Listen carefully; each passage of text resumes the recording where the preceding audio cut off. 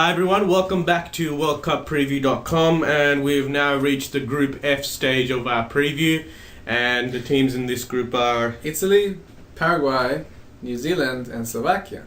It's an intriguing mix. I've never seen a group like this before. It's so interesting. It's really Yeah, and so overall this group, just from the outset, like when the draw came out for this group last year, I just saw 3 teams batting for second spot. It's just a lot of the groups are like this. A lot of the groups that we've been talking about. But this one is like if you say Group G is a group of death, this is a group of life. Yeah, this is group of life for Italy. For Italy, group of death for some other teams in that group, which we'll talk about very soon. Yeah. On to our next country, which is Zealand. One of our neighbouring countries. New Zealand. Our little brother. Little brother New Zealand. Sheep country. A country that's got 20 times more sheep than it's got people. So. Oh, wow. Sheep shack. Anyway. Let's move on. Alright, so they qualified for only the second time in history. His first time was back in 1982. And one of the players from that team is actually the coach now, Ricky Herbert. Right, yes. And one of the players' fathers was the coach. No, in 1982. the assistant. The assistant coach in 1982 was Rory Farrell's father, and he was the one that got them to the World Cup, the goal against Bahrain. New Zealand, in terms of players, they're probably, in terms of looking at squad, they're probably the weakest squad of all teams in the World Cup. If you discount North Korea and give them the benefit of the doubt of the mysteriousness of the North Korean league, I'm sorry, New Zealand probably has the weakest squad in the entire tournament, and we've got a few players in the Australian A-League.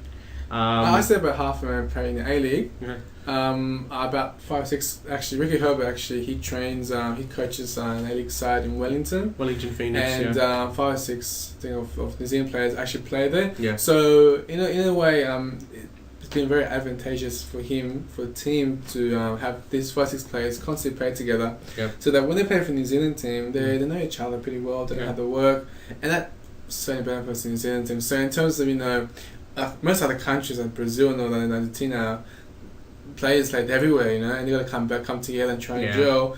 New Zealand got an advantage in that a good bunch of the core players, they play together and regularly, and that's going to help them. Whether it'll be enough to help them get out of this group stage is another thing altogether, because the quality of them. Well, it could have been much worse for them, and I mean they'll still be looking for a result in some of the games I think the only result they can possibly get against Slovakia, but I don't see them really. Well.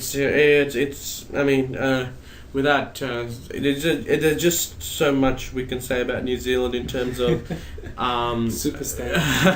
No, it's Ryan Nelson is a superstar. Ryan Nelson's a centre back for Blackburn Rovers, and Shane Smeltz was the top scorer in the A-League. So look, it was great for them to qualify, but albeit it was a wonderful story, but you have to feel that it's they seem out of their weight in this sort of a stage in terms of, there's an interesting statistic that they didn't beat a single nation with the population over 1 million to qualify for this World Cup. That's right. I'm not sure how that happened, but they went through the Oceania, then they beat Bahrain, and look, there are always advantages. There's always good two sides to the story, and even though they may seem really weak, a lot of teams will be writing them off, and they'll be just working as an underdog to sort of grab them on the counter and sort of catch them unawares, so to speak. But the way they celebrated that 0-0 draw at the Confederations Cup last year against a very poor Iraq side, celebrating it like a victory, the first international point, really shows what they're expecting here, their expectations. But look, if they have a bit of heart, a bit of spirit, I think they can get a point off Slovakia. Anything more than that would be a surprise. Unfortunately, it looks like they're pretty much favourites, in my opinion, to be the whipping boys of the tournament. Oh well, I put that down to North Korea, simply because of the strength of that group. But yes, New Zealand or North Korea. But North Korean mystery, so I don't know. But so pretty much.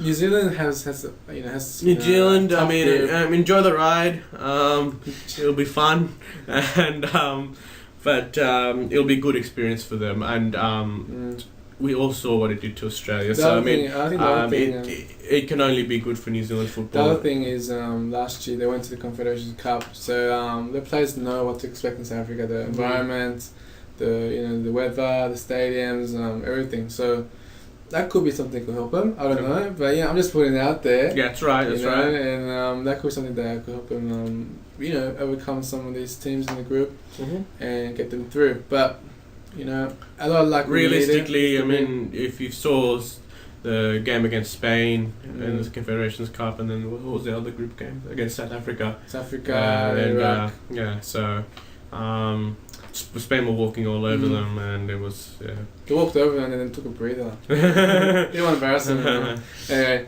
so that's New Zealand. New Zealand, I mean, they're gonna just take the underdog tag and take the experience and make up the numbers, I think. Yeah.